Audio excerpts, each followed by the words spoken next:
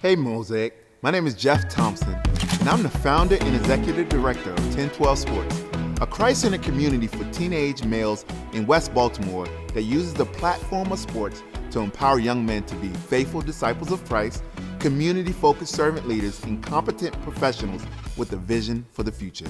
After years of praying over 3 dilapidated properties that were feet away from where we do programming, we're thankful that Mosaic has come alongside us to see this project become a reality. We've long hoped for the opportunity to have a physical, round-the-clock presence in our neighborhood, Sandtown, Winchester, and this project will allow us to do just that. One of the houses will serve as staff housing so that staff and interns can stay on site, have a place to hang with teens, and hold meetings and small trainings within the neighborhood.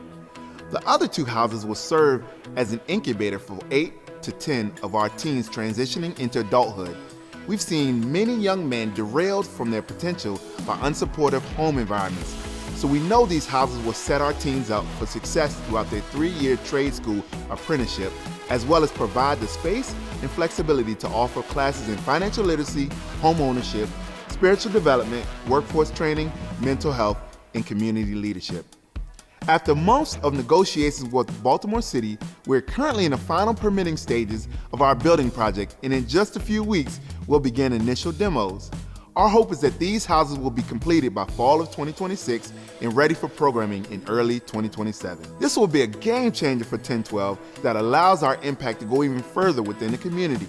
From leaders being retained in the neighborhood to staff residing in and working in the neighborhood, our ability to be an even greater force in the community multiplies.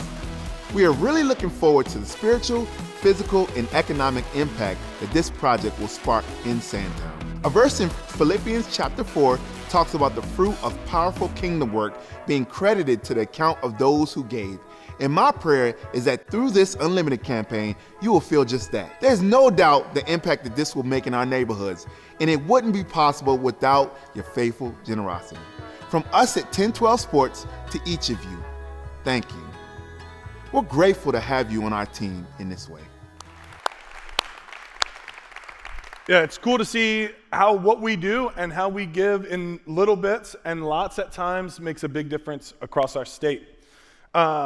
As we get started, let me just introduce myself. My name is Ryan. I get to be the Spiritual Formation Director here at Mosaic, and it's an honor to be able to preach from time to time, but I got to open with a story about something that happened to me last week, all right? So over the past couple months, my wife has been training for a 10K that's been coming up. My 8-year-old son heard about it and said, "Dad, I want to run that race. Will you run it with me?" And I said, "Sure, buddy. I'd love to run 6 miles."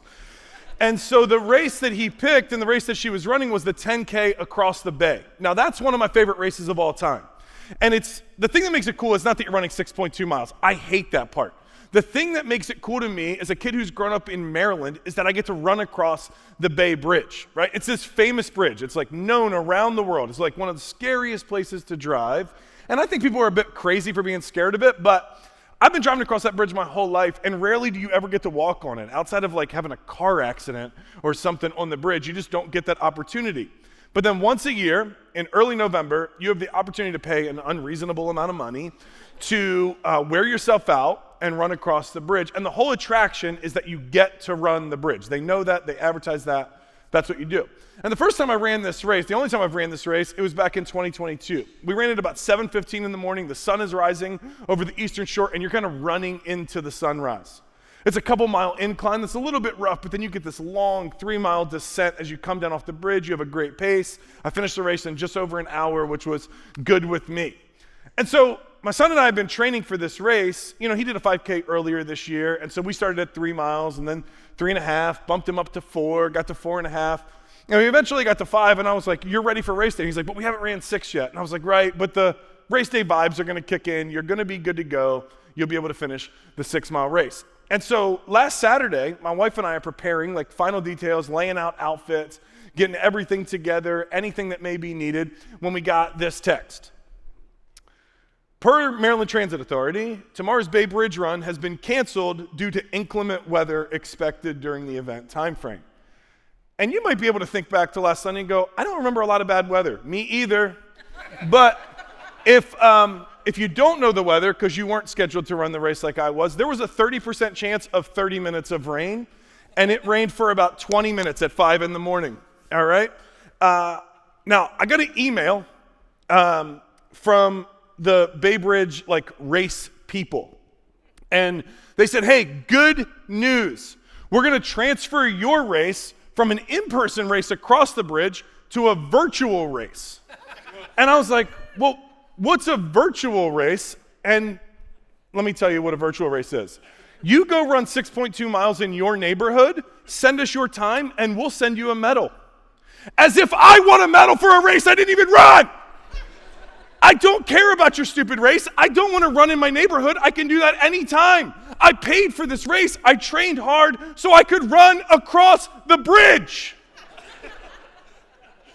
And they're like, you still get a medal. And I'm like, throw it in the trash. I don't want it. All right, thousands of people. The race was sold out, 15,800 people.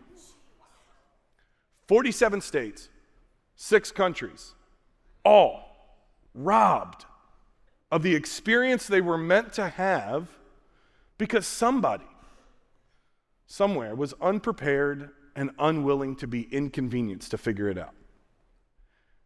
And I don't live with an expectation that somebody's thought through every possible situation and that they can't ever make a decision that errs on the side of wisdom. But somebody on this team literally didn't think through, what if it rains? And because of it, nearly 16,000 people miss out on an opportunity they wanted to experience. And here's why all this matters. And here's why I tell the story. It's not just because I need therapy. I do. I've been doing my woo-saws on my own, right? But I really tell the story because I think you and I can be guilty of the same thing. And not so much in the way we plan events or the way we work, but in the ways we serve the world around us. Because I don't know about you, but I do know in my own life, when I hear about hurting people in need of help, like in my neighborhood or at my kid's school or just on the street corner, I often feel unprepared with a plan to actually make a difference. And I'm not always willing to be inconvenienced to figure it out. And it's not that I've got bad intentions or that I don't care about their situation or that I'm not even sad, because I feel all of those things. It's just I don't have a plan on how I'm actually going to make a difference, and I don't have, or if I'm real honest, I don't always want to take time to be inconvenienced to figure it out. And if you're anything like me, I think you've felt the frustration at times. You've gone places, you've seen needs, you've thought, I want to help, but I can't really do enough to make a difference. And so we end up just giving something small to things that don't really excite us, or we choose to ignore it altogether. And the problem with that mentality is that it perpetuates the problems of our area. And what we decided here at Mosaic is inconvenience isn't going to be what marks our time if we can do anything about it. Impact will mark our time. That's why we're going through this Unlimited campaign where we've been learning to untangle the net that's wrapped around our hearts called our wallets. And we're letting it propel us towards faith and good deeds that truly serve the world around us. And if you're new around here, you picked a great series to learn about what we're about. Last November, Mosaic kicked off the Unlimited campaign, leaning into 2 years of sacrificial generosity to unleash the church for 2 decades of impact. And 1 year in, Jacob just celebrated, we've seen God do crazy things, not just through our sacrifice, but also in our hearts and in our lives. And if you've missed it or you want to learn more about it, go back and check out last week's message from Jonathan as you prepare for the end of the series next week. But for our conversation today, I don't want to focus so much on dollars and cents. John can do that next week. Today, I want to look at who we're called to be as servants and how we're called to serve the world around us. And my hope this morning is that by looking at a familiar miracle, whether you grew up in church or not, you're going to recognize this miracle from Jesus, and we're going to study the way he ministered to people. We'll be able to extract a few lessons that he taught his followers about how to care for the people around them so that you and I, here in 2025, can live more meaningfully, more intentionally, and more relationally as we reach the world around us. Now, we're going to read through the whole story, and then we'll go back and pull out some lessons to walk away with. But before we jump in, I want to give you a little bit of background. So Jesus' cousin John, known as John the Baptist, has been arrested and killed for preaching the gospel. And when John's followers bring the news to Jesus, Mark 6 tells us this. It says, Jesus turns to his disciples and says, let's go off by ourselves to a quiet place and rest a while. And he said it because there were so many people coming and going that Jesus and his apostles didn't even have time to eat. And so the story keeps going. They get in a boat to get away, and Jesus is like quieting the noise of life so he has time to grieve with his closest friends and spend some time in prayer with his Father in heaven. But when the people who are in the crowds see Jesus and his disciples rowing by, they begin to follow along the shoreline. And by the time Jesus says his disciples get where they're going, the crowd has already arrived. Mark 6 continues. It says he saw the huge crowd as he stepped from the boat, and he had compassion on them because they were like sheep without a shepherd. So he began teaching them many things. Late in the afternoon, his disciples came to him and said, "This is a remote place. It's already getting late. Send the crowds away so they can go to the nearby farms and villages and buy something to eat." Now, if you missed this, this is their version of go run in your own neighborhood. We don't have a plan. We're hangry. We're mad. We're tired. We're grieving. Go run in your own neighborhood and leave us alone. Figure out this problem by yourself. They didn't have the resources to feed the hunger crowd. They barely had food for themselves. But Jesus gives them a response they don't expect. Look what he says. You feed them. With what? We'd have to work for months to earn enough money to buy food for all these people. And Jesus goes, okay, well, how much bread do you have? Just go and find out. And we know in the story from one of the other Gospels that they go and they find a boy with a lunch. And it doesn't seem like the lunch was for his whole family. Like the lunch is for him. And so they take this kid's lunch and they bring it to Jesus and they go, we have 5 loaves of bread and 2 fish. You're like, that's a big lunch. Yeah, think like 5 crackers and 2 sardines. Like, I don't know how big the lunch is, but it was a kid's lunch, right? It's not enough food for such a large crowd, but Jesus seems unfazed by it. He told his disciples to have the people sit down in groups of 50, or groups on the green grass. So they sat down in groups of 50 or 100. Jesus takes the 5 loaves, the 2 fish, he looks up towards heaven and blesses them. And then breaking the loaves into pieces, he kept giving the bread to the disciples so they could distribute it to the people. And he divided the fish for everyone to share. They all ate as much as they wanted. And afterward, Jesus has the disciples pick up 12 baskets of leftover bread and fish. A total of 5,000 men and their families were fed that day. Like, it's this crazy moment. It's called the feeding of the 5,000, but it's actually 5,000 families, so it's more likely that he fed 20,000 people with one boy's lunch.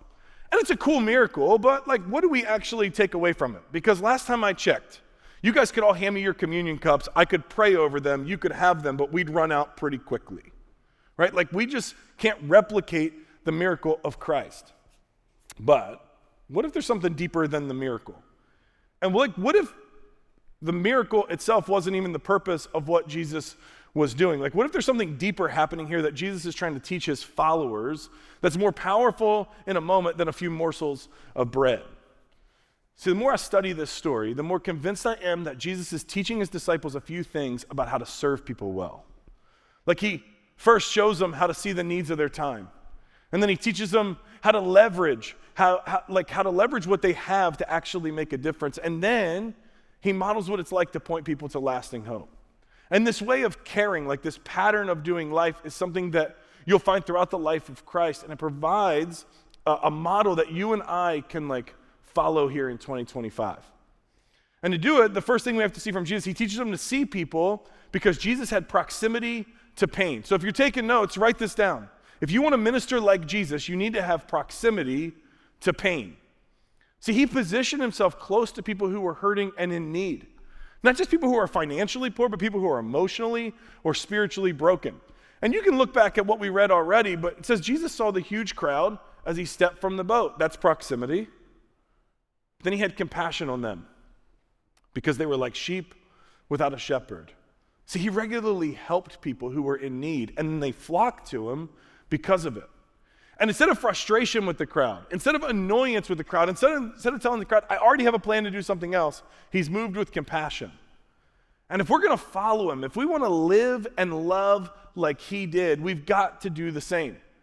We have to be people who choose to see what other people ignore. Most people, even the disciples, tried to overlook the hurting. But Jesus has the courage to see what others didn't. Here in Mosaic, we want to strive to do the same thing.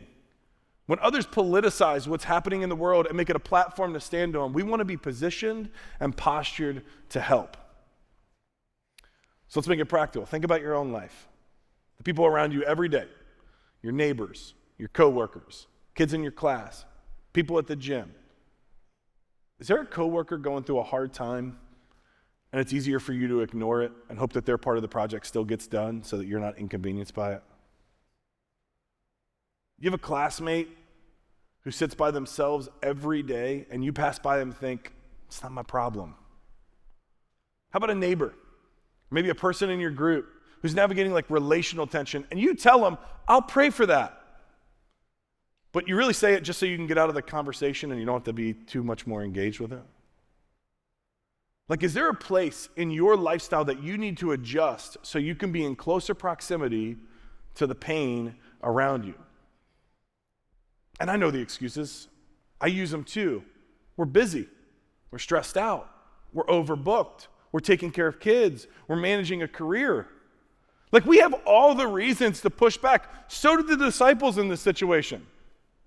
But then I hear stories of people here at Mosaic. People who have those same excuses and then push through them. Like, I think about Nikki Phillips, who serves at 1012 Sports that we just heard about with her husband, Casey. And Nikki's a working mom of 2 young kids whose schedule isn't full of capacity, but she helps where she can by setting up for their banquet that raises more funds to help reach more kids. And we partner with 1012 because we want to reach young men in Baltimore and help them grow into men of God. And what we found is it's the best organization that's already doing that work. Like, they are in the city, from the city, and for the city. And through our sacrifice, through our generosity, we get to fuel what they do, helping them go further, faster, and more effectively. But Nikki uniquely chooses to just live in proximity to the pain of the time. I think about Andrew and Karen Thornton, who serve with Mount Clare Christian School. They have kids, doctor's appointments, work drama to navigate, and reasons to say no to more time out of the house. But Karen helped lead an impact project where a few volunteers from Mosaic recently installed some water fountains that also refill water bottles. It saved over 1,000 water bottles from being used that are plastic. And while that's like cool environmentally, what excites me much, much more is that the principal was hauling those water bottles up and down stairs, and now we've saved him from hauling a literal ton of water up and down the stairs, and instead he gets to invest his time in building the leaders at his school who are growing into young men and young women of faith right in the city. And when it comes to time and energy, Andrew and Karen aren't sitting on a lot of it, but they choose to live in proximity to pain, and because they do, they see God move and do things more than they could even imagine. Think about Talana Hamilton. If you don't know Talana, her story was shared during our Unlimited campaign, but she serves at Wellspring Pregnancy Clinic because 16 years ago she walked through those doors considering an abortion. And instead she found life and hope and redemption. And she serves ladies and helps the center be a welcoming place of peace for women who are in need. And it's not because Talana's sitting with too much time and too much money. It's because God has done much for her and she wants to point people back to him. So she continues to just say, I'm going to keep putting myself in proximity to that kind of pain. See, all 3 of those families choose. It's not easy. They choose to live close to pain and serve where they can. It leads to our second point. So once you see the problem, once you're in proximity to pain, you've got to have an open-handed posture. Like, think about this for a second, about this miracle that we read about. Jesus could have performed the miracle any way that he wanted. He could have snapped his fingers and filled everybody's stomachs instantly. He could have made food appear in their bags. He could have opened the first McDonald's right on the hillside if he wanted to. It'd probably be a Chick-fil-A because it's Jesus, but either way. He could have done it. He didn't. Instead, he tells the very people who wanted to send the crowd away, hey, I want you to go serve the crowd. He involves his disciples. He made them see the people they wanted to ignore, and he showed them what he can do when they're open-handed with just the little bit that they have. But put yourself like in the position of Peter for a minute. You have 5,000 families and 5 loaves of bread. Like, the math isn't going to math. I think I'd grab a half a loaf of bread that's meant to feed 1,000 people and walk up to the first going, just take a little piece. Take a little piece. Don't grab that much. Take a little piece. That's too much for you. I don't care if your wife's pregnant. That's what you get. Take that one. And I would just like move down the line. And then I'd run out of that one. And I'm done with that group of 50 or 100. And I turn back and the table's full again. I'm like, maybe I miscalculated. Go back, get some more, grab another half loaf of bread, and start walking. Take a little bit, take a little bit, take a little bit, take a little bit, and go through this again, and then look back, and the table's full again. Like, I think at some point, Peter keeps looking back at a table expecting it to be empty and sees that it continues to be full and just goes, Jesus is doing something miraculous. Take as much as you want. We're not running out of food. Like, God is doing something crazy among us, and I don't have to hold on to my portion control anymore. And as I was researching for this message, I came across a pastor who actually suggested that the miracle likely happens both in the hands of Jesus and the hands of the disciples. Because think about it. He has half a loaf of bread, and people are seated in groups of 50 or 100. Like, if we took a section of this room and I had half a loaf of bread, it's just not going to be enough. And his suggestion is that Peter is breaking off pieces and handing them to people, thinking he's down to his last bite when he looks down and his hand is full of bread again. Because God is multiplying it as he gives it away. Like, how crazy would that be? Moments earlier, he's ready to send the crowd away because he's hungry and tired and has no plan. He goes to Jesus with his arms crossed going, I don't have enough. And the second that he actually starts doing what God's called him to do, leveraging what he does have and being open-handed with it, God starts showing off what he can do with the little bit that he has to offer. See, I think Jesus is teaching his disciples the principle of an open-handed posture. Like, he wants them to see that, if they'll just open their hands, if they'll give away what little they think they have, he'll just keep providing more. Look back at the verse for a second. They all ate as much as they wanted. Okay? Afterward, Jesus tells the disciples, go pick up the leftovers. Now, they started with 5 loaves and 2 fish.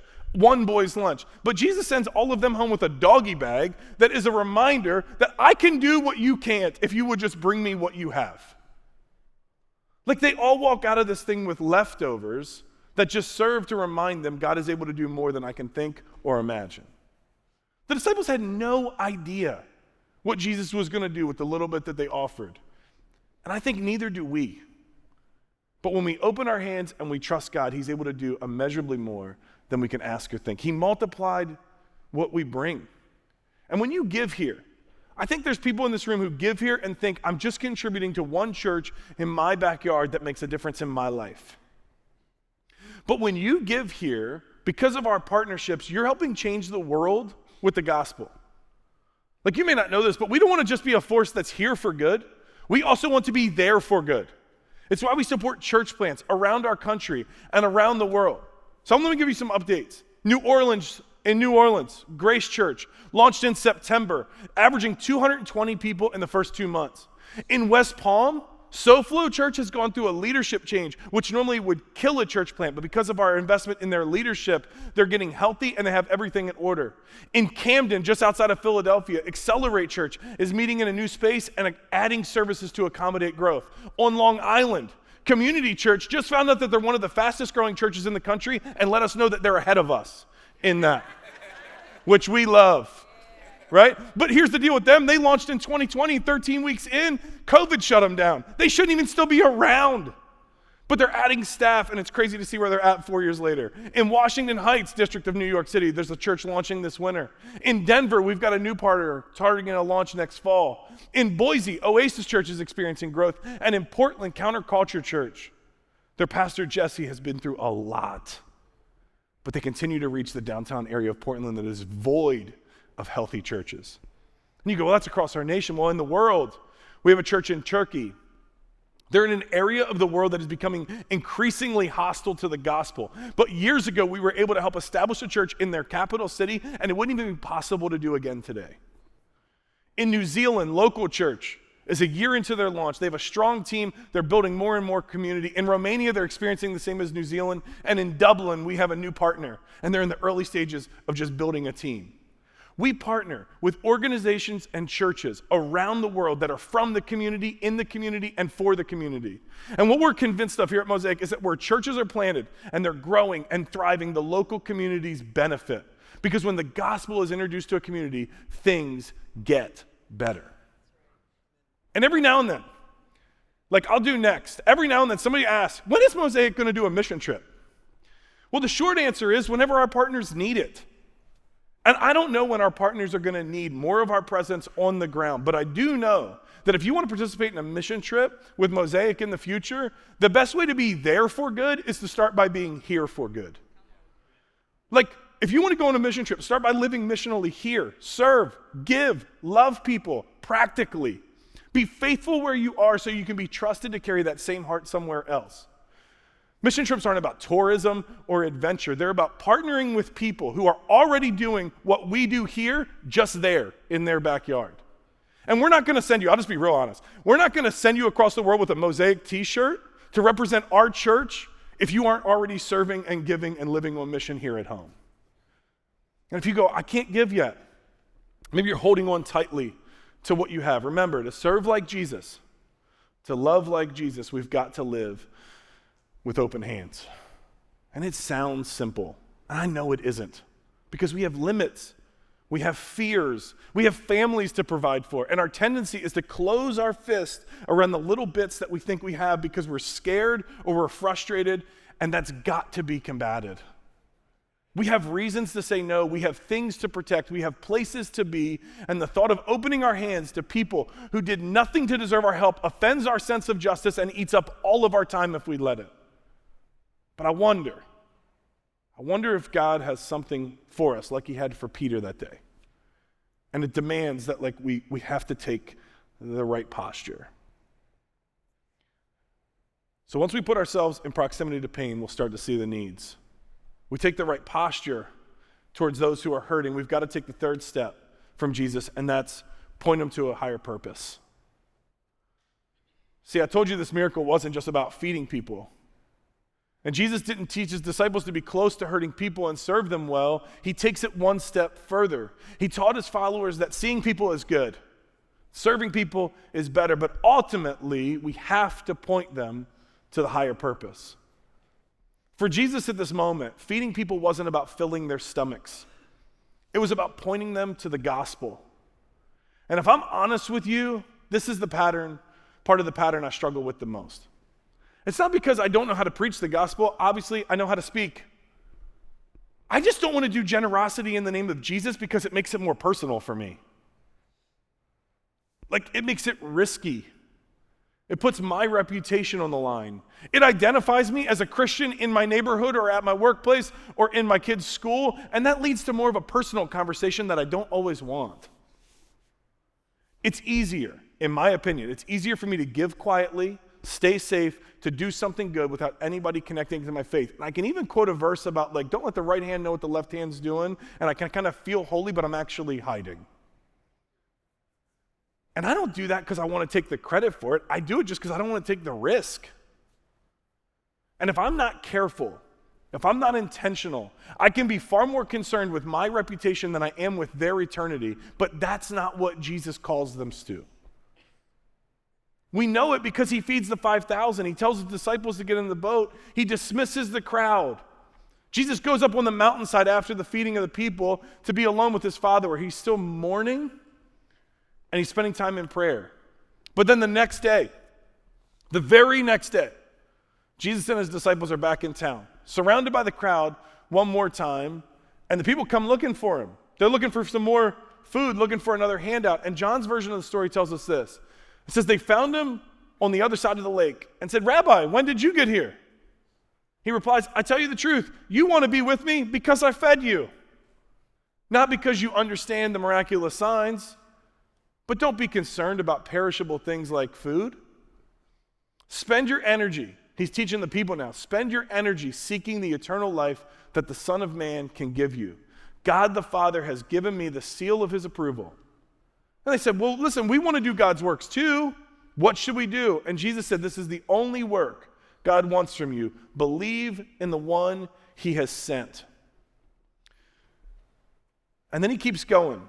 And he says, "The true bread of God," because remember, they were just talking about bread.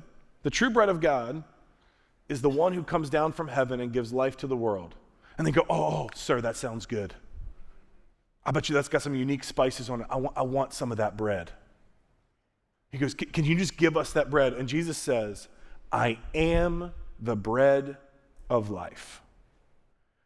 In case you missed it, this whole miracle of feeding the 5,000 was not about filling people's stomachs, it was about filling their souls. Jesus understood, and he wanted them to understand that he alone can satisfy the deepest hunger of the human heart. And Mosaic, we can talk about the needs of our day. We can practically come up with ways to make a difference, but the biggest need we're here to address is our separation from God because of the choices we've made and the ways we've fallen short. And if you're here and you've never submitted your life to Jesus, check the baptism box on your connection card. Our team's going to reach out to you this week to have a conversation about what it means to follow Christ. We can be people who care for the suffering, for the people who are suffering in our day, but if we don't address the underlying problem of sin in the world that leads to decay or destruction in our lives, we aren't following the example of Christ. A pastor I've followed for years was recently asked the question about what his church was doing to serve the local community and how they're making a practical difference. And I love his answer. He said, the best thing our church does for the community each week is church. The best thing Mosaic does for the local community each and every week is not about partnering with Maryland Food Bank or reaching out to our people who are in need of prayer or resources. It's church. Seeing people is good. Serving people is better, but all of it must lead us to a place where we point people to the gospel because that's what saves souls and shifts eternity. So let me ask you again. Is there a place in your life that you need to be inconvenienced for the sake of the gospel? Because ultimately, everything we do inside these walls, around the world, is about following Jesus' model. We want to live in proximity with pain. We want to serve with open hands. And we want to point people toward a higher purpose so they can encounter the one who truly satisfies the soul. So as we close, I want to just remind you of somebody in the story that I think most of us overlook. Think about the boy who gives up his lunch for a minute, who sacrificed what he had, knowing nothing about what Jesus would do. He's a young kid, probably 10 to 12 years old, sees a crowd flooding into town. He kind of hears the noise and the chatter. He hears that Jesus is coming into town. I think he goes to his mom and says, hey, Mom, I want to go hear the rabbi teach. Are you cool with that? He might even heal somebody. That would be cool to see.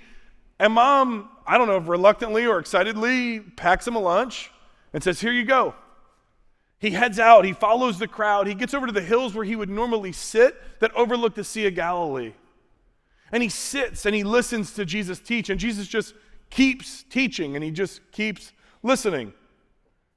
He goes to pull out his lunch, and then all of a sudden, one of the guys who's been up there in Jesus' crew is like, hey kid, I need your lunch. And he's hungry, he feels like the pangs of hunger in his stomach, but they said Jesus needs it. And so he gives it.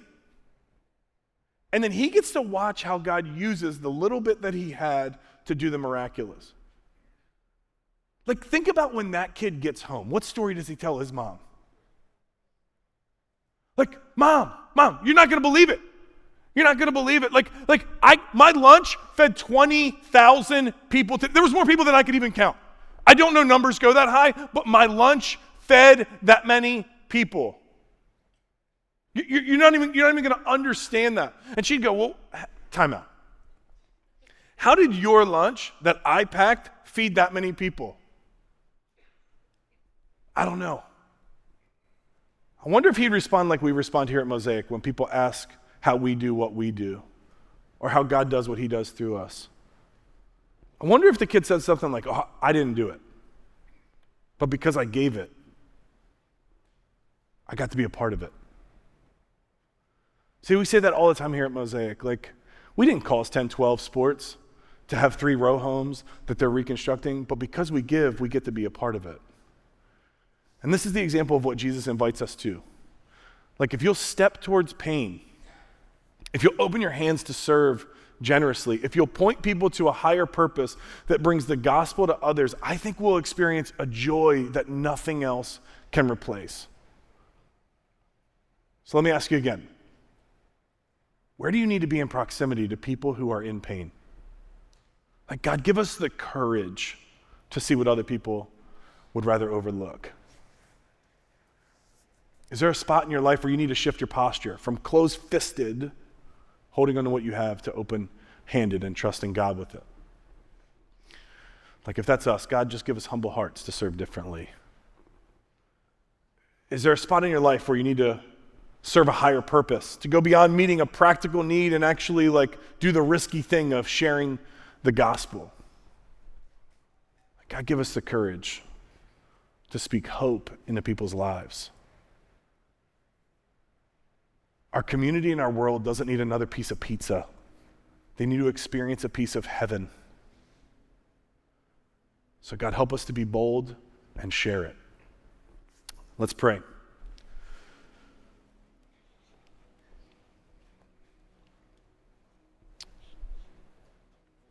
God, I love my church. I don't even think that's normal in our world, but I love my church. I love that I get to be part of a place that's impacting the city and the world. Not because I give here, but because I give, just get to be a part of it. Because I serve, I get to be a part of it. God, I love a place where thousands of people come together and do impact weekend projects. But help us not to be motivated by another project we can sign up for. God, help us to do impactful things in our neighborhood this week. We know the neighbor we avoid. We know the coworker we try and walk away from. We know the person at lunch that we say, we'll pray for you, but then we're really just trying to get out of a conversation. God, convict our hearts. Speak to our minds. Set our hearts on fire for what you want for your people. And God, help us just to be able to be a part of it. So we can be like that little boy who said we didn't have much, but because we were open-handed with what we had, God did the miraculous. God, move. Continue to move through this place. It's in your name I pray. Amen.